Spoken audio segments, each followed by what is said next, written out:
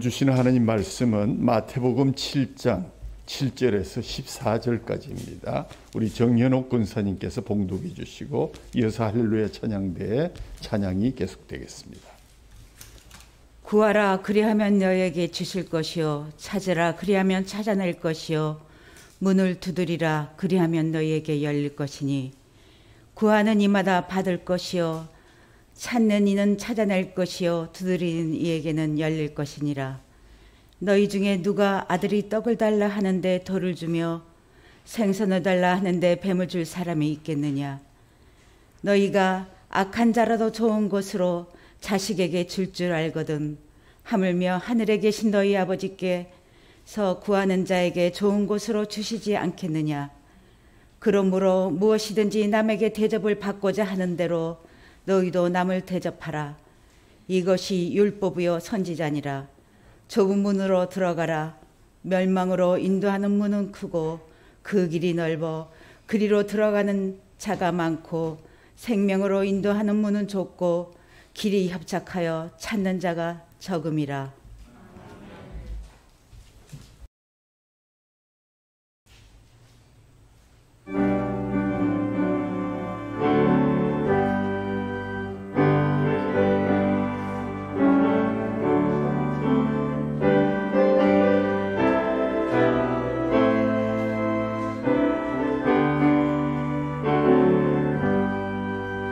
세상 모든 사람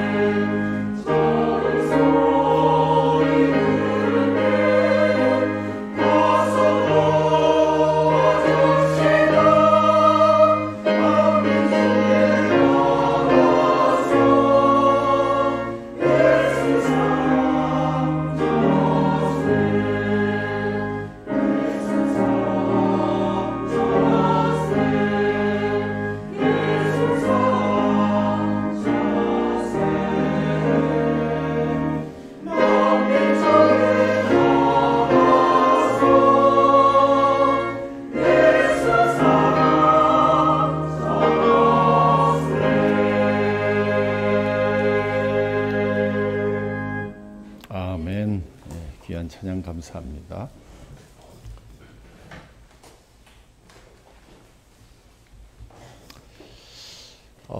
두 주일 전부터 동행이라는 주제로 말씀을 전하고 있습니다.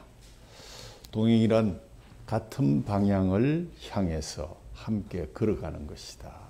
여기는 많은 함축이 있죠. 같은 방향을 향하지 못하면서 몸만 끌려가는 것은 동행이 아니다라는 그런 뜻도 있습니다. 특별히 하나님과의 동행이란 말, 이보다 훨씬 더 강한 뜻을 가지고 있다. 동행은 세상에서 하나님의 뜻대로 살려고 하는 몸부림이다. 그냥 몸부림이 아니라 치열한 몸부림이다.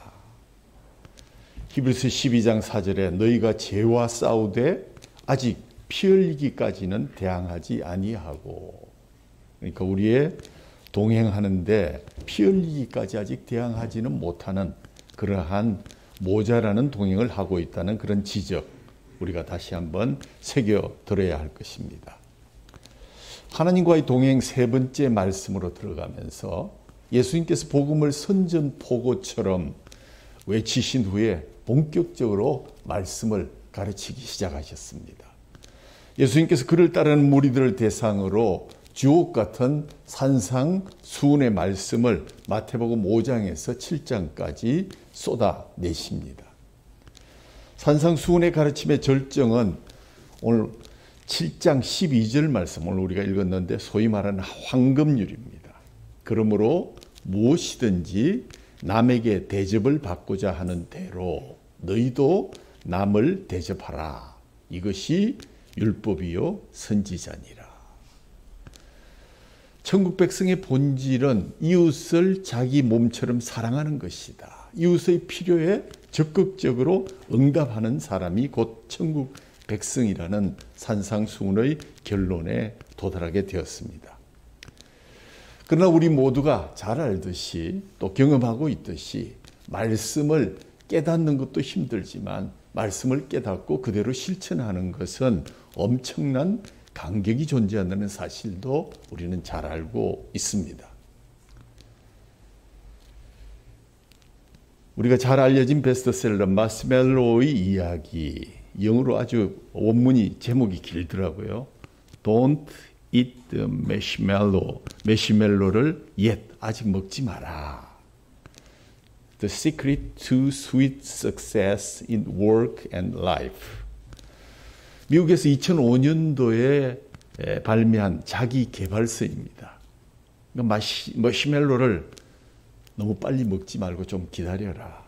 여러분의 인생과 일에서 멋진 성공을 향한 비밀의 이야기를 내가 들려줍니다. 근데 첫 부분에 이런 이야기가 나옵니다. 햇살이 뜨거운 어느 날 오후에 개구리 3마리가 나뭇잎에 올라탄 채 유유히 강물을 떠내려가고 있었습니다. 나무잎이 강의 중간쯤에 이르렀을 때 햇빛이 쨍쨍 쬐니까 한 마리가 갑자기 벌떡 일어나서 결심했던 듯이 단호하게 외칩니다. 야, 너무 덥다. 나 물속으로 뛰어들래. 다른 개구리들은 그저 묵묵히 고개를 끄덕이고 있었습니다. 이게 돌발 퀴즈가 있습니다. 자, 지금 나뭇잎에는 과연 몇 마리의 개구리가 남아있을까? 3마리. 또 답이 3마리밖에 없어요. 제일 많이 나온 게 2마리. 한 번에 뛰어 들어갔으니까 2마리 남았습니다. 그러니까 또 한 사람이 1마리도 안 남았어요. 왜요? 날도 더우니까 뛰어 들어니까 나머지 2마리도 부하내동에서 뛰어 들어갔다. 그런데 오늘 이 책의 정답은 3마리가 그대로 남아있다. 왜 그럴까? 뛰어들겠다는 결심, 그리고 정말 뛰어드는 실천은 엄청난 차이가 있다. 한 개구리는 뛰어들겠다는 결심만 이야기했을 뿐이지 녀석이 정말 물속으로 뛰어들지 또는 머리를 극적이면서 자리에 다시 주저앉을지는 아무도 알 수가 없다는 것입니다. 그렇습니다. 말씀을 깨닫고 자기를 표현하는 일과 그 말씀을 실천에 옮기는 일은 엄청난 간격이 있을 수 있다는 그러한 교훈을 이 책은 처음부터 예화로 들려주고 있는 것입니다. 주님은 오늘 본문에서 이제 더 이상 새로운 무엇을 가르치는 것이 아니라 이미 앞에서 언급한 가르침을 실천에 옮기라고 하면서 4가지 결론적인 훈계를 주셨는데, 첫 번째가 13절과 14절 좁은 길과 넓은 길, 15절에서 20절에는 좋은 나무와 못된 나무, 21절에서 23절은 진정한 제자와 거짓 선지자, 24절에서 27절에는 지혜로운 건축자와 어리석은 건축자가 서로 비교되고 있습니다. 즉, 이 부분에서 예수님은 말씀에 대해서 현실적으로 나타날 수 있는 2가지 상반된 반응을 각각 기록해서 어떤 것이 그리스도의 제자로서 합당한 삶인지를 밝히시면서 바른 선택, 더불어 실천적인 신앙을 우리에게 촉구하고 계신 것입니다.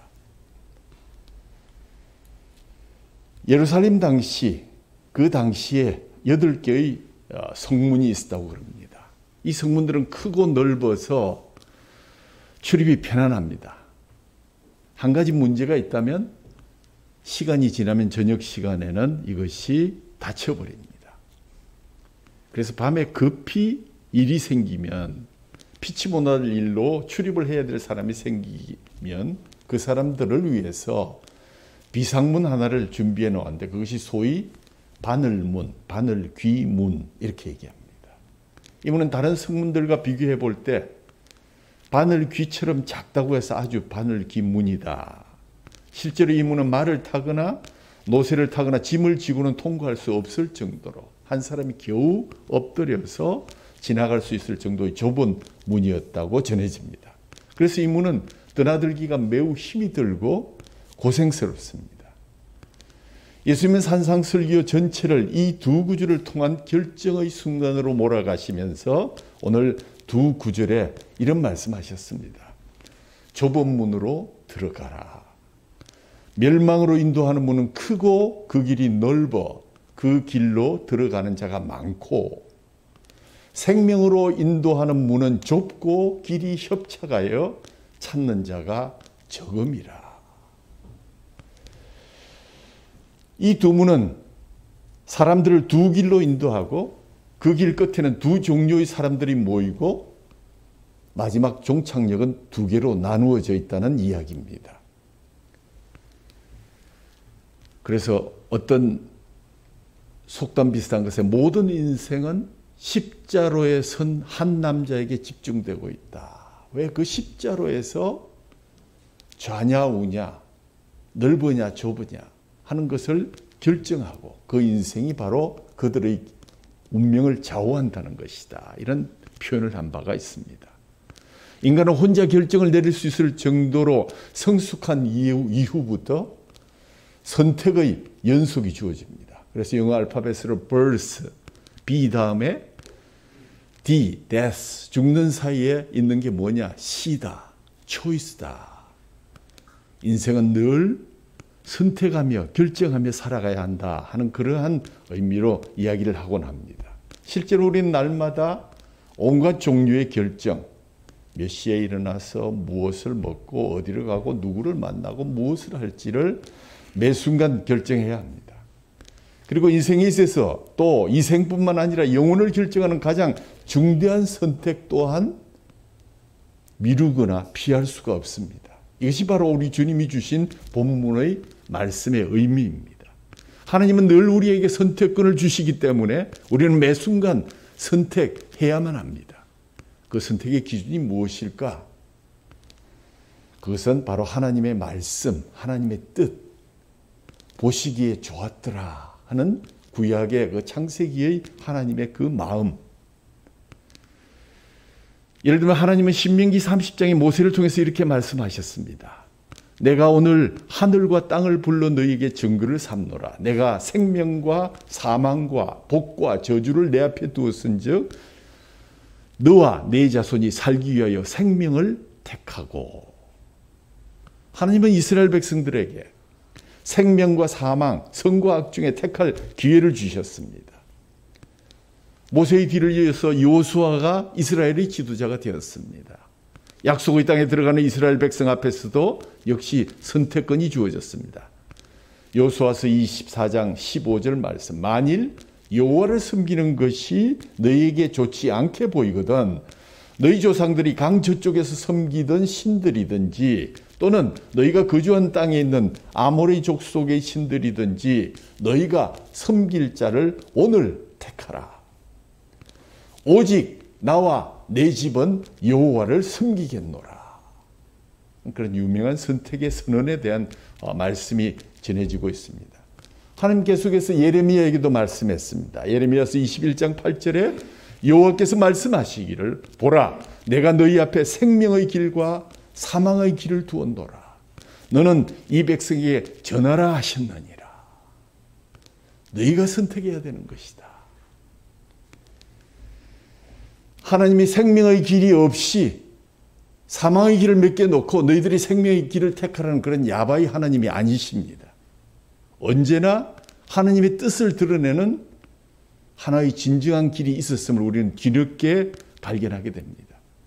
산상수훈의 마지막 후기에서 예수님은 마치 산에서 우리 모두가 이제 우리의 마음의 결정을 내려야 할 순간이다 라고 말씀하시듯이 이 말씀을 돌직구로 던지고 계십니다. 인생의 가장 중요한 선택을 우리에게 요구하고 계시는 것입니다. 산상수훈을 듣는 청중이나 또는 읽는 독자들이 유의해야 될 두 가지가 있습니다. 첫 번째, 산상수훈을 듣고 이야 대단하시다. 다른 선생님들보다 훨씬 뛰어나시다. 그저 감탄만 하는 것 예수님이 가장 싫어하십니다. 예수님은 윤리와 미덕에 바치는 여러분의 꽃다발이나 칭찬을 받으시고자 하늘나라를 버리고 이 땅에 오신 것이 아닙니다.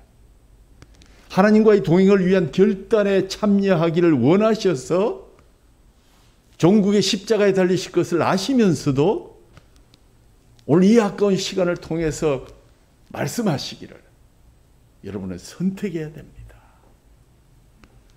야, 그 사람 참 말 잘한다. 아, 그 목사 참 만담 재밌게 잘한다. 시간 잘 간다. 구경꾼이나 어떤 비평가로서 말씀을 대하는 것 가장 싫어하십니다. 왜요? 이것은 바로 여러분의 중대한 생명의 몫이며 여러분의 생명이 좌우되는 말씀이기 때문입니다. 갈대 구경이나 하려고 와서 두리번거리거나 부드러운 옷 입은 사람 만나서 명함 주고 받고 하는 그러한 것이 예배의 시간이 아닙니다. 그러므로 성찬의 예식을 할 때도 주로 보면 많은 사람들이 인사 시간으로 생각하는 경우가 많이 있습니다. 물론 반가워서 그렇긴 하겠지만 성찬의 예식 순간에 우리가 정말 조용히 자기 죄를 돌아보고 회개하지 못한 것을 회개하고 주님의 살과 피를 받는 예식입니다.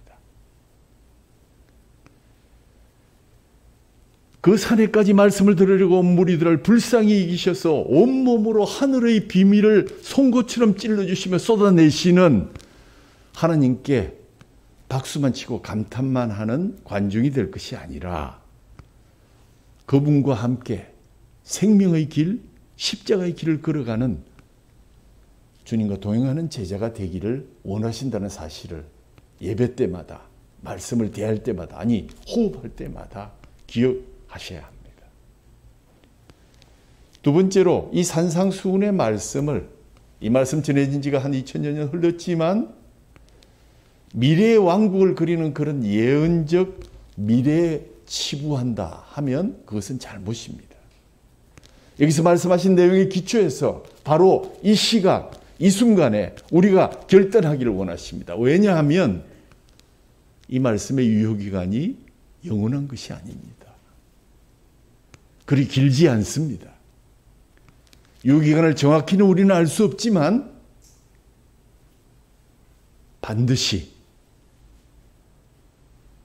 하나님의 뜻을 따라서 우리가 결정해야 하는 시간이 다가왔고 점점 더 마지막 데드라인으로 향하고 있다는 사실을 기억하시기를 바랍니다.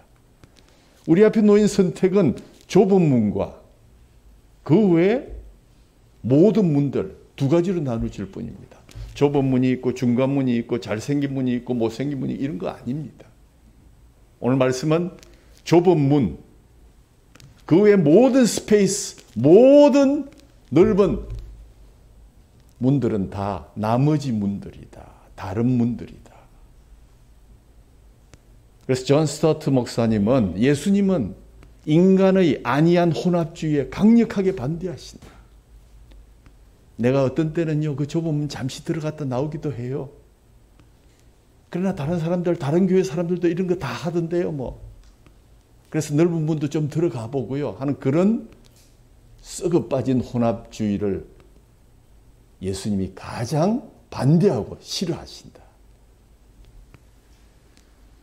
세상 사람들은 말합니다. 인간 세상에 종교가 그렇게도 많은데 어찌 종교 문제를 그렇게 딱 잘라서 좁은 문 하나만 유효하고 나머지는 아니라고 그렇게 얘기할 수 있단 말인가. 너무 속 좁은 생각 아닌가.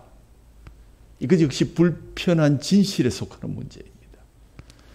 사실 종교는 많지 않습니다. 진짜 종교하고 나머지 가짜 종교들이 있을 뿐입니다. 올바른 종교와 잘못된 종교들이 있을 뿐입니다. 산상수훈은 진짜 종교와 가짜 종교들을 계속해서 비교합니다. 좁은 문의 종교와 다른 넓은 문들, 기타 문들의 종교를 비교하고 있습니다. 둘의 차이는 하나님의 의와 요구하는 것, 인간의 의와 인간의 의가 요구하는 것에 대비될 뿐입니다. 세상은 하나님이 성취하시는 종교와 사람이 성취하시는 종교의 딱 두 종류의 종교가 존재한다고 보면 틀림이 없습니다.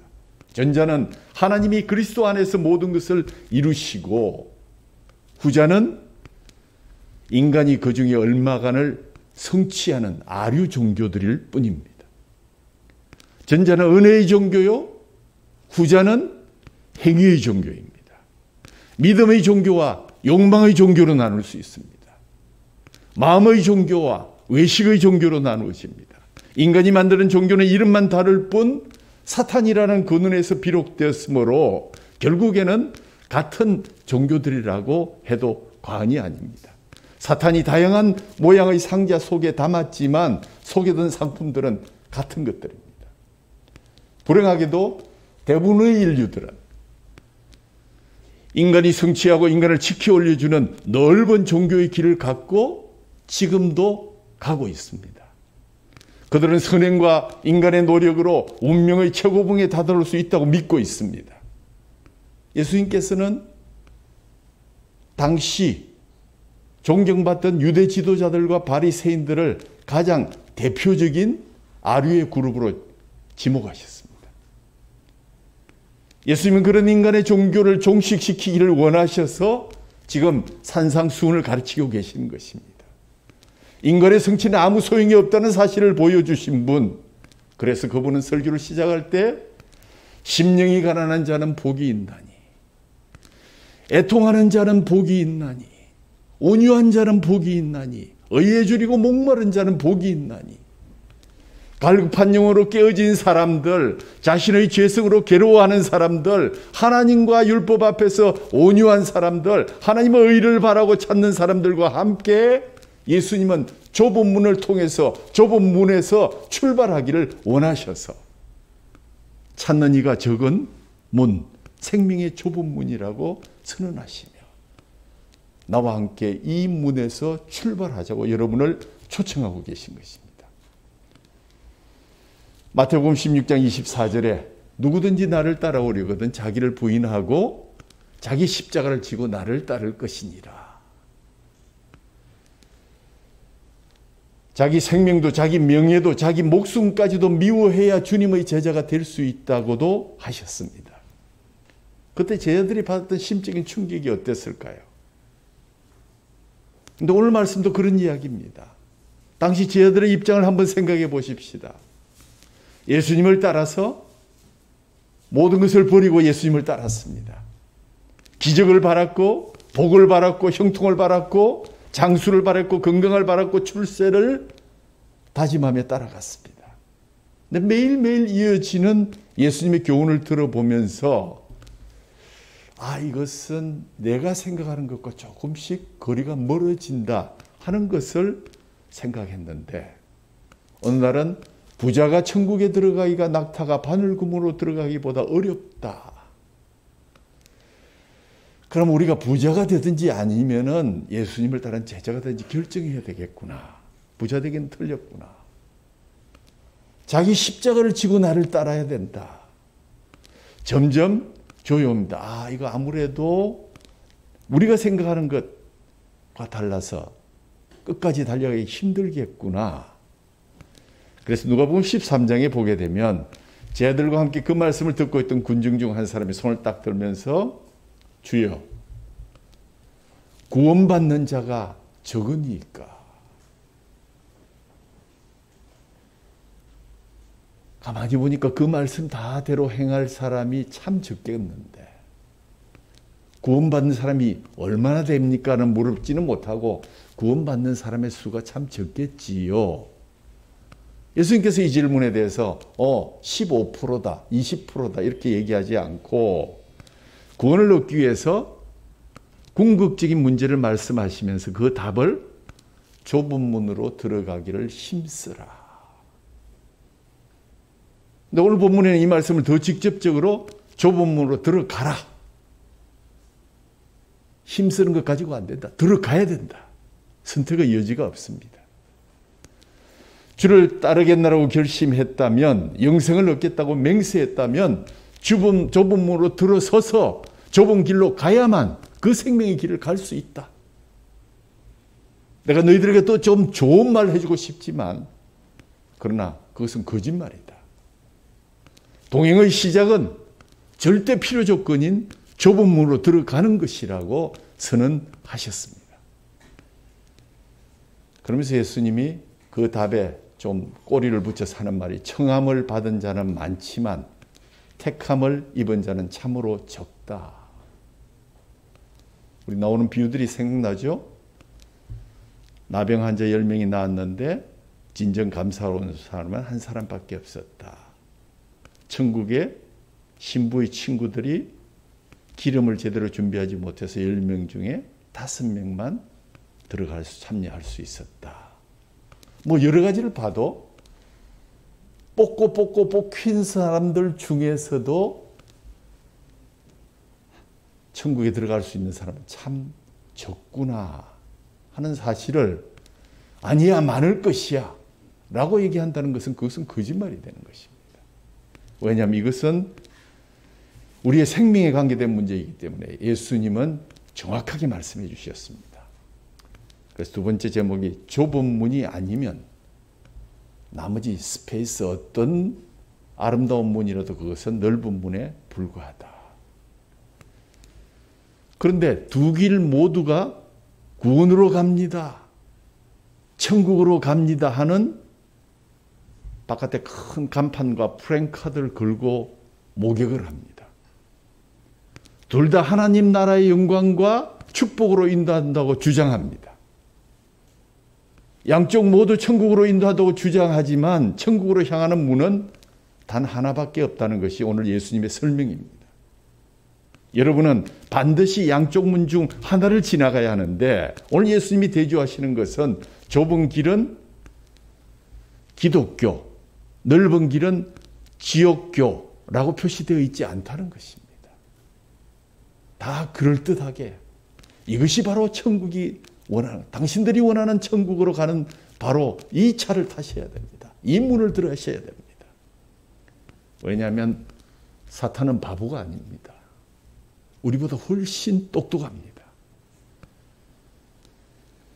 그래서 우리는 천국으로 가는 길, 진짜 천국으로 가는 길, 정말 천국으로 가는 길, 이것만 천국으로 간다 하는 여러 가지의 선택지를 놓고 오직 하나밖에 없는 좁은 문 앞에 서서 예수님과 동행을 시작해야 하는 것입니다. 사탄의 선동술이 얼마나 놀라운지요. 이 세상 살아봐도 사탄의 선동술에 얼마나 많은 사람들이 쉽게 넘어갑니까? 자, 그렇다면 천국으로 향하는 이 좁은 문, 실체가 무엇일까? 예수님 우리들어 좁은 문으로 들어가라. 이 말은 2인칭 복수 부정 과거 명령형인데 이것은 딱 들어가서 단회성으로 끝나는 겁니다. 들락날락 하라는 얘기가 아닙니다. 좁은 문에 이어진 좁은 길을 걷는 것은 우리가 지속적으로 걸어야 할 사항이지만 좁은 문을 선택해서 들어가는 것은 일생에 단 한 번 있는 단회적인 일이다. 여기에 여러분의 결단이 필요하고 무엇이 진정한 좁은 문인지를 여러분은 결정해야 된다. 예수 그리스도가 좁은 문이므로 예수 그리스도를 영접하는 순간 그 결단과 그 이후에 지속되어야 되는 그리스도의 제자로서의 삶을 요구하고 있는 것이다. 그렇다면 좁은 문이 무엇일까? 첫째, 좁은 문이란 꼭 들어가야 될 한 개의 문을 좁은 문이라고 합니다. 우리가 어떤 대학에 들어갔다가 안 되면 또 뭐 다른 데도 가고 이렇게 여러 가지 선택권이 있는 것이 아니다. 선택사항이 아니라 절대 명령으로 즉각적인 행동으로 행해야 들어갈 수 있는 한 개의 문이 있는데 그것을 우리는 좁은 문이라고 표현합니다. 다른 대안이 없습니다. 예수님 좁은 문이 아니면 그 나라에 들어갈 수 없다고 말씀하셨고 그 문은 하나밖에 없다. 그리고 그 문은 바로 나다라는 말씀을 나중에 하셨습니다. 그런데 그 나는 십자가를 지고 여러분을 위해서 죽고 다시 살아날 그러한 길을 가야 할 사람이라는 것을 밝히게 되죠. 좁은 문의 두 번째 특징은 좁은 문입니다. 넓지 않다는 것입니다. 좁고 협착한 삶이라는 것입니다. 처음에 좀 훈련시키기 위해서 좀 쉽게 해가지고 목욕해 갔다가 조금씩 훈련시켜서 가는 그런 문이 아닙니다. 이 문 자체가 이 삶에 들어가는 입구부터가 아예 좁다는 것입니다. 성경이 분명하게 제시하고 있는 예수 그리스도의 복음은 그 자체가 좁은 입구, 좁은 문으로부터 시작되는 것이라고 공공연하게 비타협적으로 선언하고 있습니다. 이것은 죄악 세상의 근본적인 단지를 의미하는 것이라고 보아도 좋습니다. 여러분이 잘 아는 사도행전 4장 12절에 다른 이로서는 구원을 받을 수 없나니 천하 사람 중에 구원을 받을 만한 다른 이름을 우리에게 주신 일이 없다는 것입니다. 그리스도는 유일한 좁은 문, 구원의 길이십니다. 세 번째는 개인의 문입니다. 구원은 배타적이고 개인적인 성격을 띱니다. 그래서 예수님은 누구야? 내 나라에 들어오려면 네가 홀로 결단해야 된다. 너 자신의 고백이 있어야, 너 자신의 회개가 있어야만 가능하단다. 내가 기독교 집안에서 태어났습니다. 평생 교회 다녔습니다. 모 교회에 나는 장로입니다. 라는 말로는 전혀 부족합니다. 전혀 의미가 없습니다. 무슨 교회 단체 입장권도 없습니다. 개인의 입장권으로 개인의 구원이 이루어진다는 사실을 꼭 기억하셔야 됩니다. 이것이 좁은 문의 세 번째 의미입니다. 네 번째는 좁다는 얘기는 그만큼 경쟁이 치열하고 힘써 들어가야 된다. 우리는 기독교를 접할 때 누구나 믿기만 하면 쉽게 구원을 받을 수 있다라는 말에 익숙해져 있습니다. 어찌 보면 그것은 거짓말이기도 하고 어찌 보면 그것은 맞는 말이기도 합니다. 좁은 문에 들어가기가 여간 어렵지 않다는 말이 얼마나 그분들에게 충격이겠습니까? 그러나 사실 예수님이 말씀하신 것은 충격 먹고 바로 좁은 길을 들어가서 나와 함께 좁은 길로 가자는 초청입니다. 그렇습니다. 결단하여 힘써서 들어가야 된다. 순간순간 선택과 그 결단이 얼마나 우리에게 중요한지. 코람데오의 삶으로 주님 앞에서, 주님이 보는 앞에서 간음할 수 있겠습니까? 주님이 보는 앞에서 우리가 정말 사기칠 수 있겠습니까? 힘써 들어가시려면, 그분과 함께 가려면 그분 앞에서 살아가는 길밖에는 없습니다. 마지막으로 좁은 문에 대한 의미는 회개하고 들어가야 된다. 회개하지 않고서는 좁은 문으로 들어갈 수 없습니다. 그래서 찰스 스펄전 목사님이 당신과 당신의 죄를 분리시키지 않고는 당신과 당신의 하나님은 결코 하나 될 수 없다. 동행할 수 없다. 뒤에 보면 더 날카롭습니다. 단 한 가지의 죄라도 남겨두어서는 안 되고 하나도 남김없이 버려야 한다. 라고까지 설교 시간에 말씀하셨습니다. 귀담아 들어야 할 것입니다. 그리스도인이라 하면서 여러분의 삶에 순종의 기미가 보이지 않고 입만 벌리면 남을 속이고 남을 헐뜯고 거짓말을 한다고 한다면 그분은 번지수를 잘못 찾은 것입니다. 엉뚱한 넓은 길, 자기 무덤을 파고 계신 것입니다. 이것이 바로 예수님이 오늘 우리에게 들려주고 싶으신 요지이기도 합니다. 자, 그렇다면 다음 나머지 다른 문들, 넓은 문은 어떤 것일까? 뭐 설명해 볼 필요가 없습니다. 왜냐하면 좁은 문은 아닌 것이 전부 넓은 문이기 때문에 더 이상 설명이 필요가 없겠죠? 사람들은 넓은 문을 다 같이 통과할 수 있습니다. 그래서 외롭지 않습니다. 혼자 통과하지 않아도 됩니다. 자기를 부인하지 않아도 됩니다. 이렇듯 넓은 문은 교만과 자기의와 방종을 비롯한 온갖 죄를 두 팔 벌려서 환영합니다. 웰컴입니다. 성도 여러분, 넓은 길 위에 있는 사람들, 혹시 여러분이 지금 부러워하고 있는 사람, 세속적인 사람의 삶을 생각하고 있습니까? 그들의 지혜가 부럽습니까? 그들의 명예가 부럽습니까? 허례와 호사가 더불어 그 속에 있는 그것들이 부럽습니까? 세상 사람들의 칭찬이나 명예나 찬양에 무슨 진정한 가치가 있겠습니까? 세상 유행을 앞서 나가는 것들에 무슨 고상함이 있겠습니까? 사도 바울이 우리에게 정답을 주면서 하는 말, 로마서 6장 21절에 너희가 그때에 무슨 열매를 얻었느냐? 이제는 너희가 그 일을 부끄러워하나니 이는 그 마지막이 사망입니다. 마태복음 7장에 따르면 넓은 길은 멸망으로 인도하고 좁은 길은 생명으로 인도한다. 멸망이란 더 말할 것도 없이 지옥에서 맞이할 최후의 심판, 영벌을 가리킵니다. 생명은 영생의 천국, 영원한 축복의 나라를 가리킵니다. 주님은 우리 모두가 두 곳 중에 한 곳에 도착하게 될 것이다. 세상의 모든 넓은 문들의 종교는 그 목적지가 동일합니다. 멸망입니다. 존 버녀는 어떤 이들에게는 지옥의 입구가 천국 문에서부터 시작된다고 말한 바가 있습니다.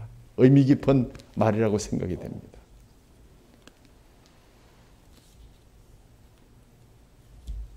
오늘 본문의 말씀을 통해서 좁은 길에 관한 세 가지 질문을 여러분에게 던지면서 내가 지금 좁은 문을 통해서 좁은 길을 걷고 있는가를 확인하는 바로 증후군에 대한 얘기를 좀 할까 합니다. 물론 이 증후군의 기본 전제 조건은 회개가 필수입니다.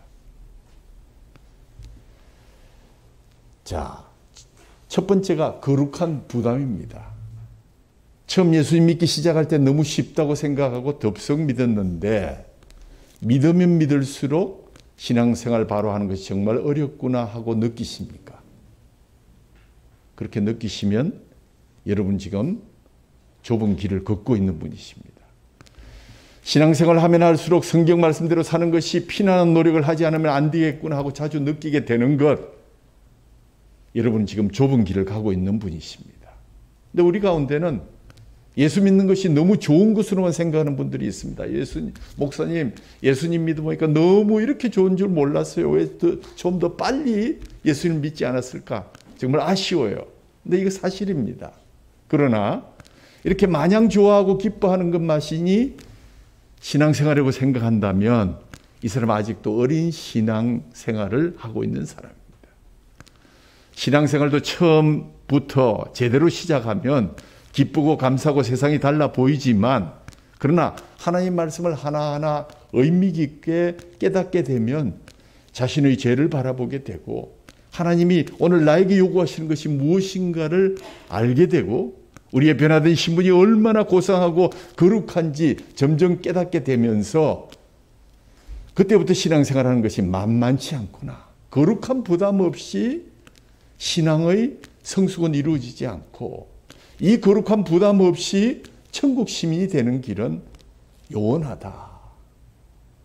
그래서 우리는 항상 거룩한 부담 속에 내가 좁은 길을 걷고 있는가를 돌아보아야 합니다. 두 번째는 자기 부인과 자기 희생입니다.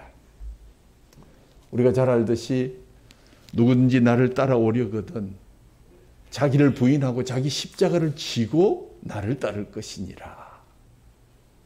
자기를 부인한다는 것, 세상에서 가지고 있던 나의 욕망을 포기하는 것입니다. 내 가슴 속에 품고 있던 나의 꿈과 야욕을 버리는 것이고 하나님의 꿈을 심는 것입니다. 내 속에 있는 부패한 본성의 욕구를 완전히 십자가 아래 죽이는 것입니다. 나의 옛사람을 십자가에 못 박는 것이 바로 자기를 부인하는 것입니다. 여러분 어떻습니까? 자기를 부인하고 좁은 길을 걷고 계십니까? 여러분이 진실로 거듭났다는 가장 극적인 증거 중 하나는, 하나님은 당신이 육체가 말하고 싶어하는 것처럼 당신이 말하도록 내버려 두지 않는 것입니다. 하나님은 세상이 입는 방식대로 당신이 옷 입고 다니도록 내버려 두시거나, 세속적인 교회들이 내버려 두듯 당신을 그대로 내버려 두지 않으실 것입니다. 하나님은 여러분들이 세상처럼 행하게 하지 않으시고, 세상의 냄새가 나게도, 세상의 말을 하게도, 세상이 듣고 싶은 것 말하는 것 듣게 하지도 않을 것입니다.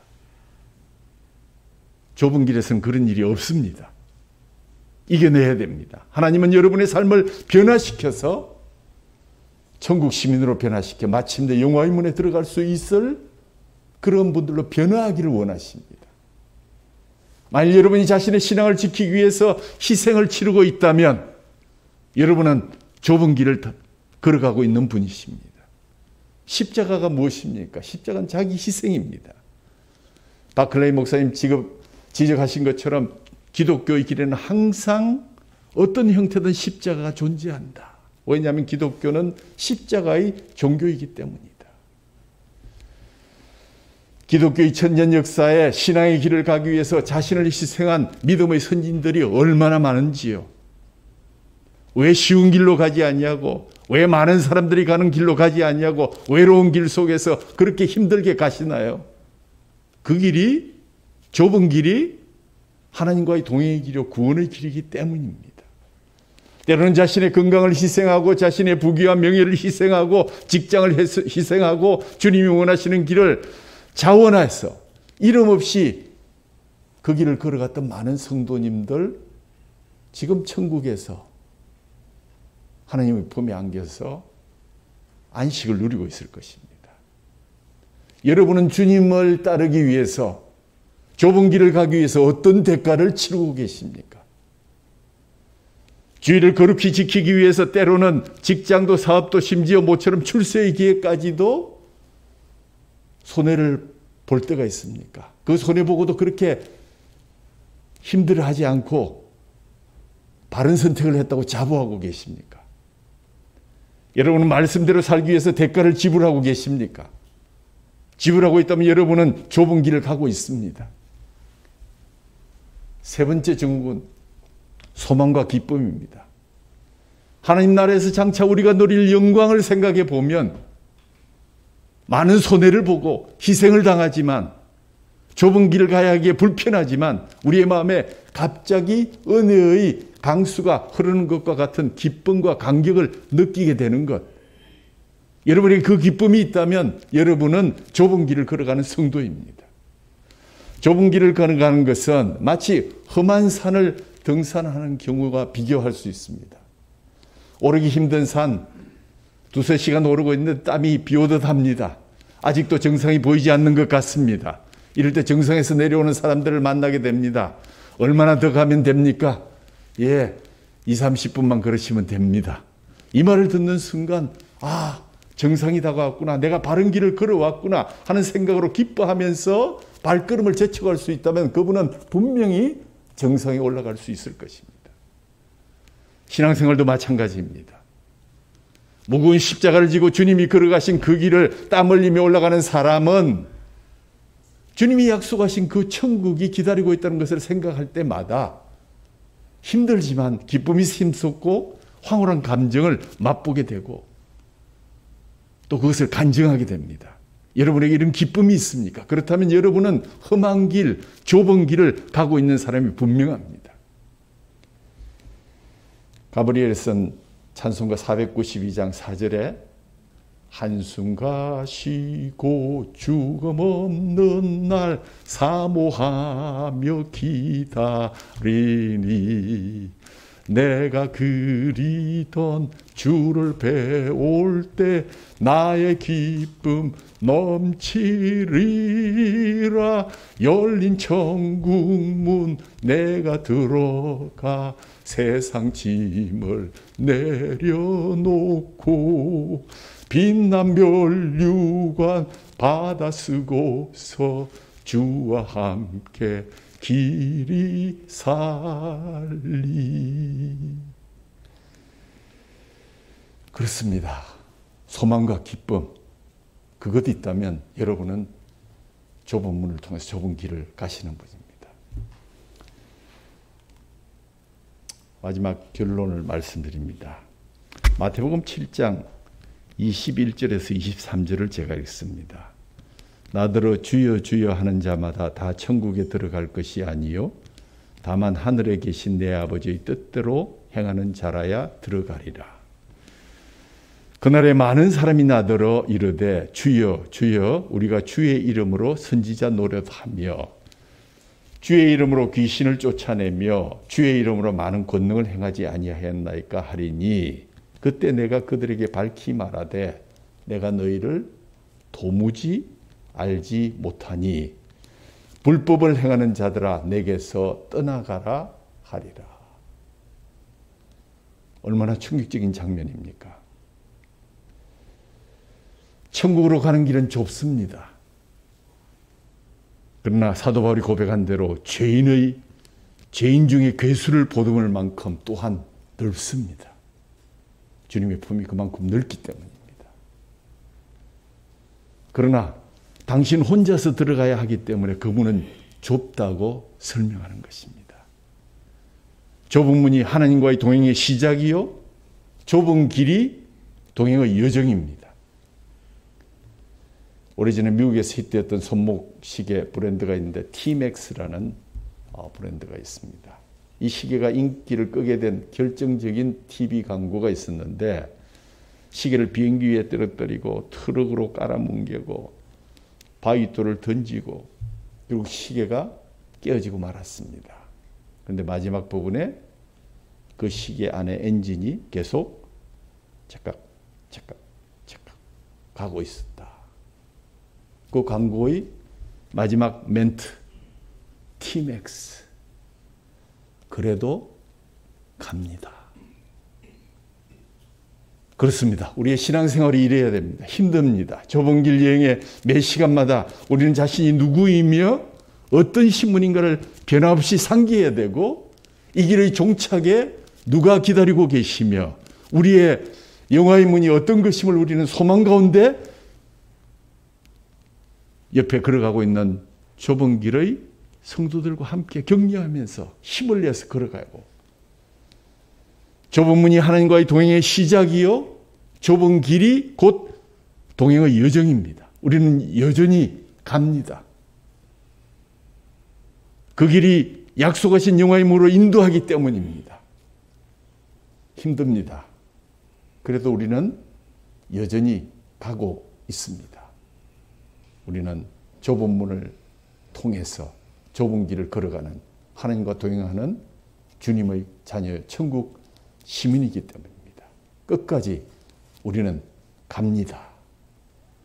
이 말씀을 가슴 깊이 새기면서 하루하루 어려운 가운데서도 주님 앞에 기도하며 찬송하며 우리의 십자가를 지고 주님을 따라가는 저와 여러분 되어서 최후의 승리를 쟁취하고 천국에서 다 같이 뵐 수 있기를 간절히 소원합니다.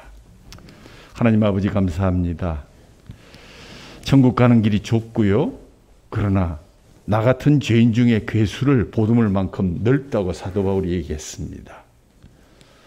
좁은 문이 곧 하나님과 동행의 시작이요. 좁은 길이 동행의 여정입니다. 다른 길이 없고 다른 문이 없습니다. 힘듭니다. 그래도 우리는 갑니다. 왜냐하면 주님께서 우리를 주님의 자녀로 삼으셨기 때문입니다. 오늘도 우리는 주님께서 찢기우신 그 살과 흘리신 그 피를 먹고 마시면서 그래도 우리는 갑니다. 그 길을 가며 그 문을 통해서 천국문을 향해서 갑니다. 주님, 우리와 동행해 주심을 감사하며 힘들 때마다 같이 걷고 있는 우리의 성도들이 서로 위로가 되고 사랑이 되고 버팀목이 되는 그런 아름다운 길교의 성도들의 천국 여정이 계속될 수 있도록 주님 응원하고 격려해 주옵소서. 우리 주 예수 그리스도 이름으로 감사하며 기도하옵나이다. 아멘.